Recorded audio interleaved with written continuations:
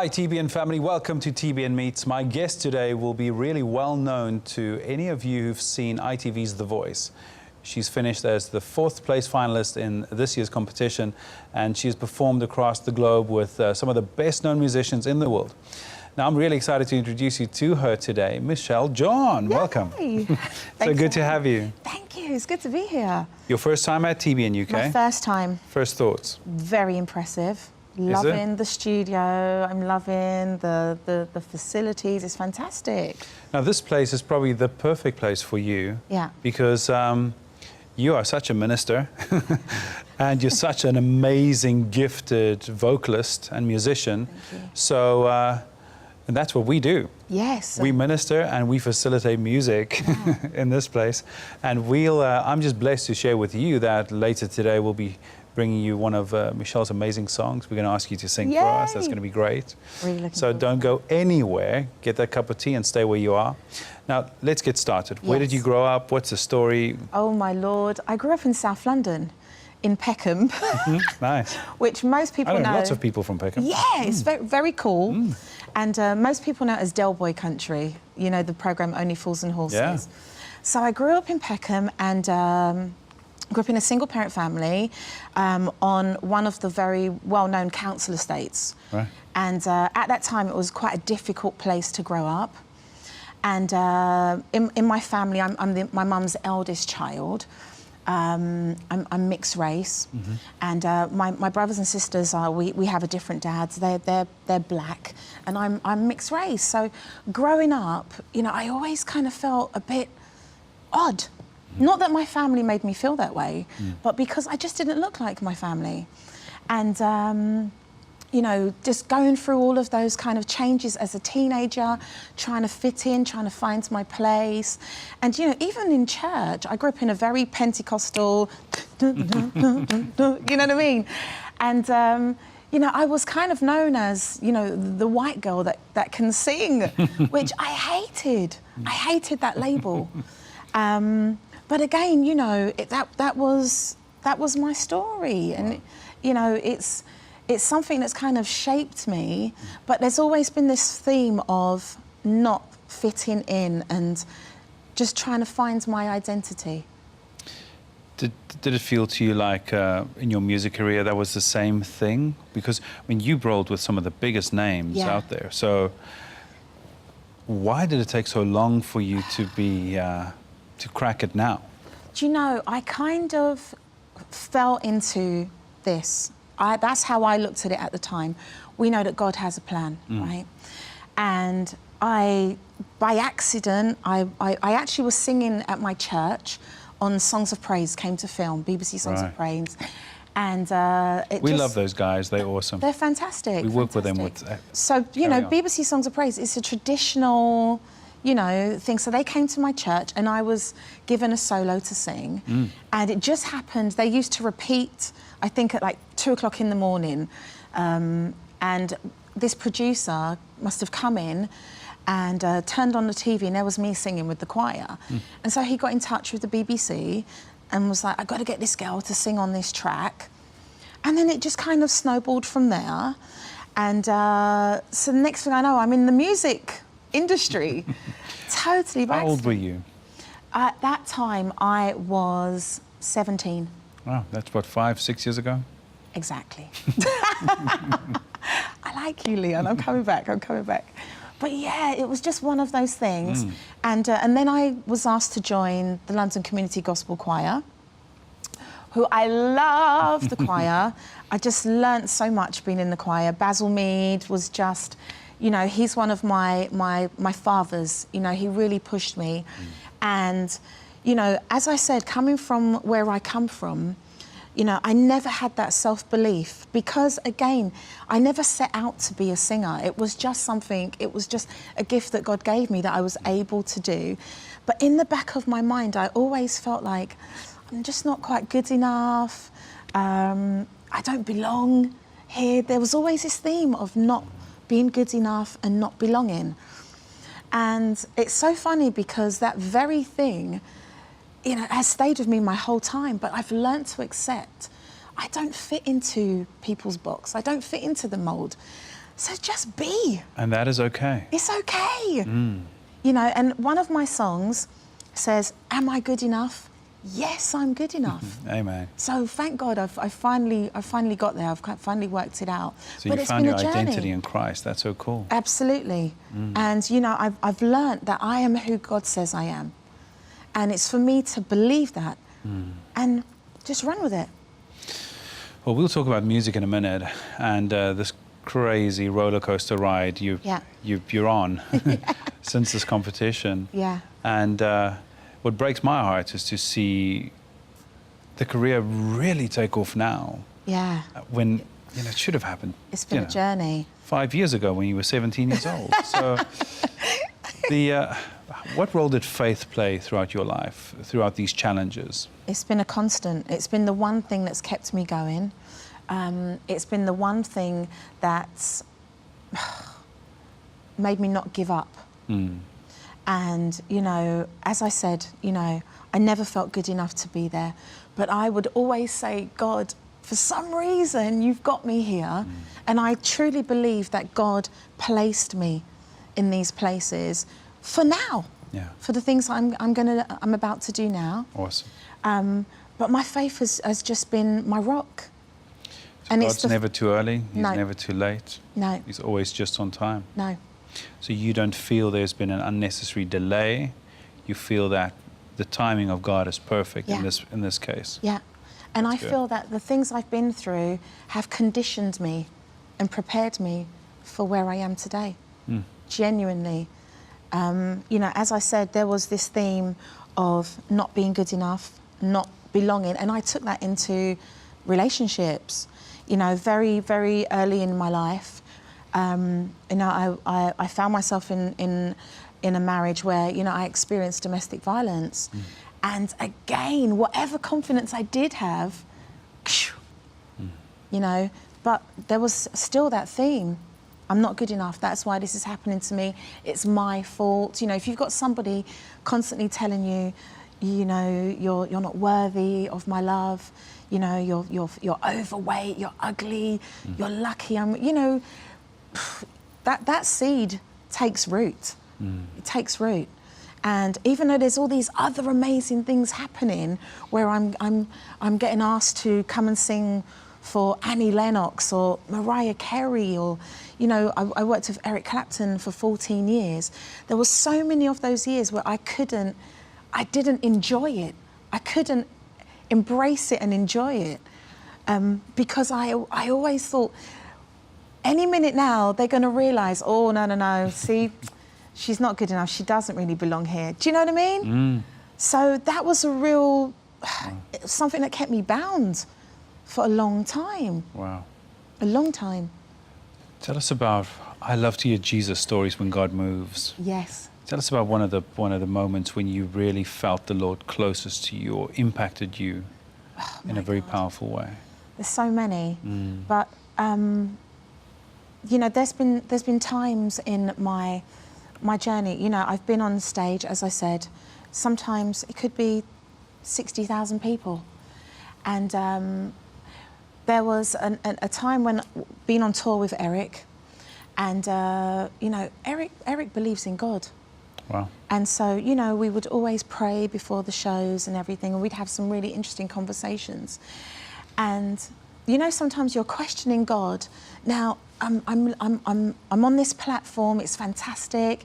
You know, it's all 5-star. Everything's taken care of in a certain way. You know, so really, there's nothing to complain about. But still, that seed. That's right.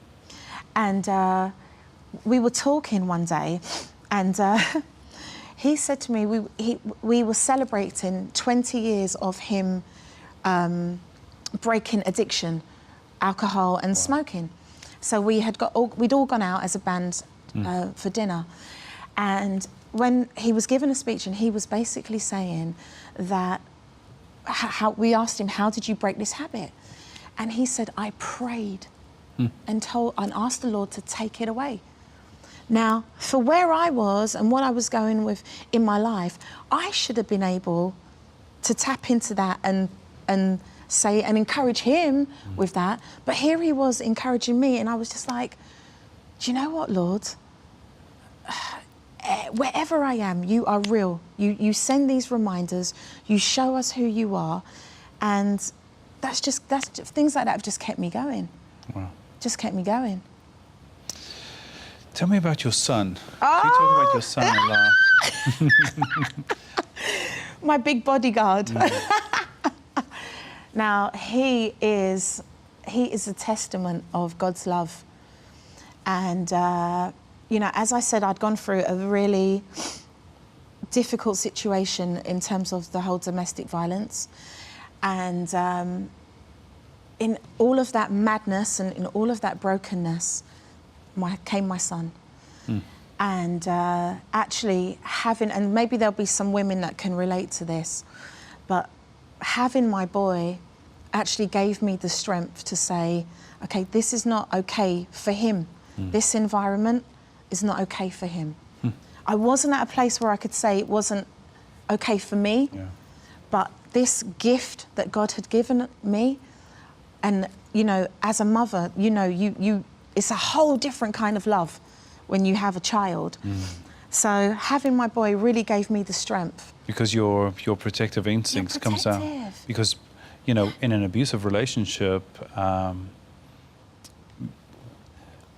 you know, this works both sides of the gender, but in this case, you know, a husband will break down his wife psychologically, and you'll just feel unworthy. You'll feel you've lost your identity. You'll feel that, you know, the vulnerability level is so high, and that's also when that mother instinct kicks in to bring protection. Yeah, absolutely. That's good. And so, you know, I was able to say, hold on, enough. I've got to protect. I've got to protect this gift.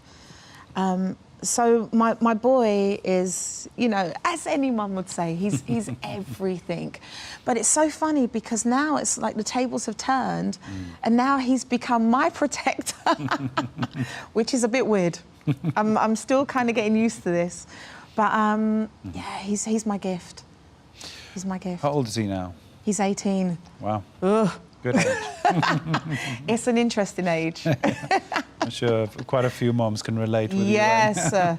yeah. So what is God speaking to you, saying to you right now? What has He got you busy with? God is saying to me, trust me and be brave. Trust me and be brave. When people found out that I was doing The Voice, now some of the viewers may know my background. I've been a backing singer for 20 years, and I've been blessed. You know, I've worked at the highest level.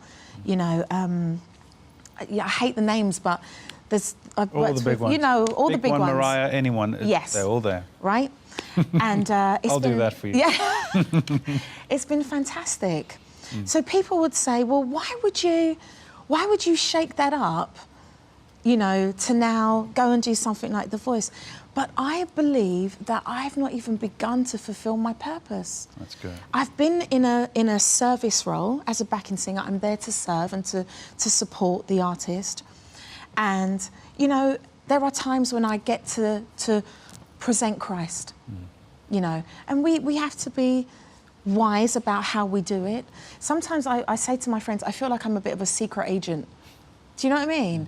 And so when the opportunity presents itself, and thankfully, you know, some of the artists I work with, they might call me up and say, Mish, can you pray for me? Can you pray about this? Or, you know, can I talk to you? And I just say, do you know what? God can bring you through anything. Do you know what I mean? Absolutely. Send them certain songs. So that's what I'm there to do, present Christ. But in this time now, I feel like I've not even tapped into my purpose, and God has given me some of my own music, some of my own songs, and I feel the responsibility and the burden to walk out and leave my comfort zone, because that's been my comfort zone. I've been very comfortable. And again, as a single mum, you know, that's my bread and butter as well. So Low risk. Do you know what I mean? It's comfort. Absolutely. So now this is a faith walk. And I feel that over these 20 years, I've learnt so many things that have prepared me for being on this stage now. Wow. So today we're going to be listening to a few songs, but before we get there, I want to make sure people can connect with you. They want to Yes. find out all the information they need. Speak to us about what's happening on the 10th of June first. Okay, the 10th of June, I'm working with a workshop choir called Brighton Goes Gospel. And it's a community choir, so there are people in there that are believers and there are people in there that just love singing gospel music. And I think it's important for me to let them know the reason behind the songs, the source of the songs, okay? That's good. And so I'm going to be working with them. We did a workshop this weekend and, you know, God just had me share just a bit about my journey. And again, the fuel behind how I sing and why I sing the way that I do. And that's totally my passion for God. That's totally about my passion as a survivor. You know, knowing that I've got to this place. So, hey, if you put a mic in my hands, you're going to know, you're going to hear, you're going to hear my faith. Regardless of what I'm singing, you're going to hear the God in me. That's so good. So we've got this fantastic concert. It's called Shine On. Shine On. Good. And again, you know, we're going to have an awful lot of unsaved people there.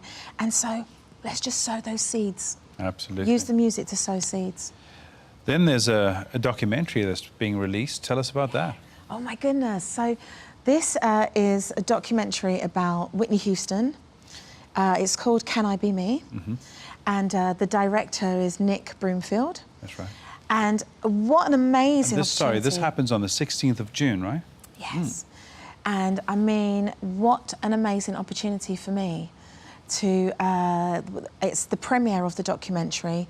And so it's going to be streamed, I think, through about 130 cinemas across the country. Wow. And so I'm going to be singing 3 Whitney songs. You're going to be opening the entire event. Absolutely. Wow. Yeah. Set the stage for Whitney. Yes. So Nice. what an amazing opportunity. That is so good because the last time, when was the last time you sang with her? Oh my goodness. Now, I think it was about 2001. It was a long time ago. Wow. And What was your favourite story of her? so, you know, most artists have a rider. So back in the day, there was a program called Top of the Pops, which was like the biggest kind of music, secular music program on BBC TV. And we were told about Miss Houston's rider. And, you know, there had to be like a room. We have a few of those with a couple of pastors. No, I'm only kidding. Oh, I've heard. So there had to be like a white room with lots of candles and da-da-da-da. And then there's got to be a themed room. And, you know, specific, I want to say green M&Ms, but no, it wasn't green M&Ms. But there was lots of like really interesting things. And so the BBC had said, right, we can fulfill all of your needs. It's all going to be done. She has this makeup chair that I was told is flown around the world. Well, she can only have her makeup done in this chair. So, so the BBC agreed this whole rider, and they were like, right, we're going to do all of this, and it's going to be on the first floor. And then there was an email back from Whitney's team saying, Miss Houston does not do stairs. So I just thought that was brilliant. That's so good. Okay, so what's happening at the theatres around the UK? I'm going to be doing a tour. That's so great. Yeah. You performing? Me. Just me and my awesome. band. That's awesome. So... Original songs, classics. Yes. So it's going to be a little bit of an evening with, and That's awesome. we're calling it The Voice Behind the Voice. And I'll talk about, obviously, my journey as a backing singer. There's 20 years worth of material there. So I'll share some of those songs and just share some interesting stories about some of the artists I've worked with.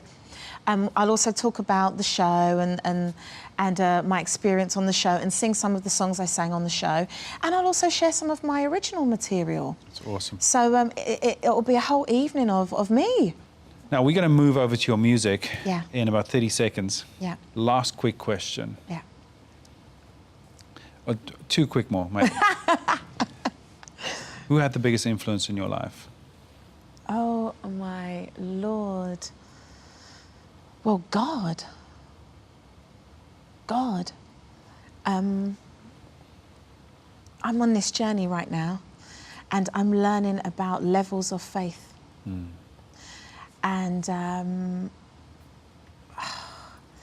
learning how to put all of everything that I've been through into my music, and not to be afraid to show my faith in my music. Because, you know, I've been over there, I've been in secular world, and so we have to play very, you know, you have to be careful. Of course. As I said, you know, I feel like I'm a bit of a, you gotta be sensible. I feel like I'm a little bit of a secret agent, but I'm learning to let my faith shine. That's good. Unashamedly. That doesn't mean I'm going to walk around with a badge saying I love Jesus, or I'm going to pull out my Bible at every possible second, but I'm going to let my faith shine through everything that I do. So that is God's influence in me right now in this part of my journey. And there's been lots of amazing people that have influenced me along the way. Of course, being around someone like Eric Clapton, you know, he's been through an awful lot of things, and there's a level of excellence. When you work at that level, there's a level of excellence. And can I say how amazing it is to see what you guys are doing here, the standard of things. I mean, there's a level of excellence. And so I'm influenced by that. And, you know, my father is a king. So why would I operate at a level lower than that? And why would you dish up something for him that is not worthy of, of who he is? Of who he is. It's not worthy of the journey. It's not worthy of the lessons he's been teaching me. That's right. So good. Tell us, how can people find out everything that's going on in your life? Where can they find out about the upcoming tour, the album? How can they just stay connected with you? I'm excited about your Facebook Live. That you just launched. Yes. Give us maybe 5 seconds of that before we go. Okay, so Facebook Live, you can follow me on Facebook, Michelle John. I've just launched this program, which is called the Mish Power Hour. It's for 1 hour, and it's all about empowering you, empowering me. At the same time, it's a dialogue, which is why it's live. So people can put in questions, or they can put in comments, and so we can empower each other. When do you broadcast? It's every Monday evening at 10 p.m. So good. And it goes through my Facebook, my artist page, my personal Facebook page, and let's empower each other. Absolutely. Well, if you want to connect with Michelle, the website's on the screen right now. Just go there. You'll find out everything about the workshops, about the tour, about the album. And just if you just want to listen to her songs and an awesome voice and just be ministered to, just go there, and everything that you need about her is right there. So I think we're going to be playing out with music today. Let's do that, because I'm not going to be able to top what you're about to do. You know that. Listen, we're going to have you back. Thank you so much. And exciting news for you would be that we're looking into maybe bringing Michelle's live Facebook program to TBN in future. And so keep a lookout for her. Remember this face and this voice, because you're going to see a lot of that on TBN UK. I want to thank you for watching. We're going to be playing out with what song today? I'm going to share one of my songs, which is called Priceless, which again talks about going through domestic violence, but understanding that even though I've been through that, that I am priceless. Amen. And that's the story. Well, I cannot say it better. You are priceless. Thank you for watching, and let's hear from Michelle. Goodbye.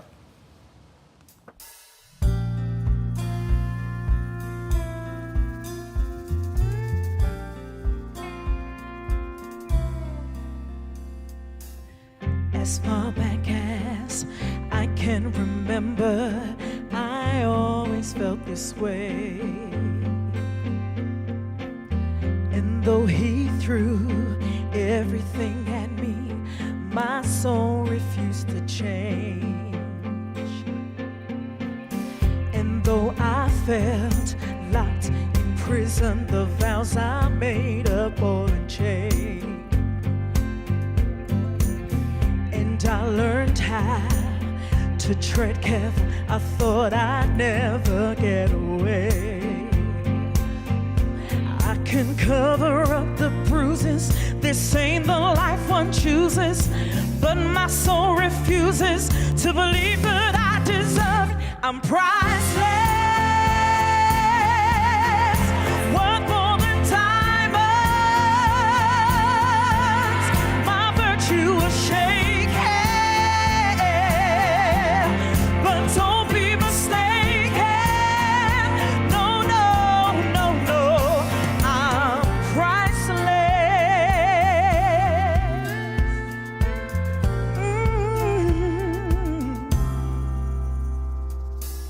I can't go back to that place. There's a stench that just won't fade. Oh, the nights I try to cover my face. Sometimes the glass, sometimes the blade. How could you do it? You spat in my face, and I know you feel ashamed. And now you're angry, avoiding the blame, and I know you haven't changed. I can look you in the eye, not afraid I laugh inside, 'cause we both recognize what I do all the time. I'm priceless. Worth more than diamonds. My virtue was shaken, but don't be mistaken. No, no, no, no. You never put a price on my head. You believed I was worthless, but I know that instead the scales don't lie, worth my weight in gold. It's too late now that I know I'm priceless. Worth more than diamonds. My virtue was shaken, but don't be mistaken. No, no, I'm priceless. Worth more than diamonds. My virtue was shaken. Yeah, yeah, yeah. I'm priceless. Yes, I am priceless. I'm priceless. Yes. Ooh. I'm priceless. Yes, I am.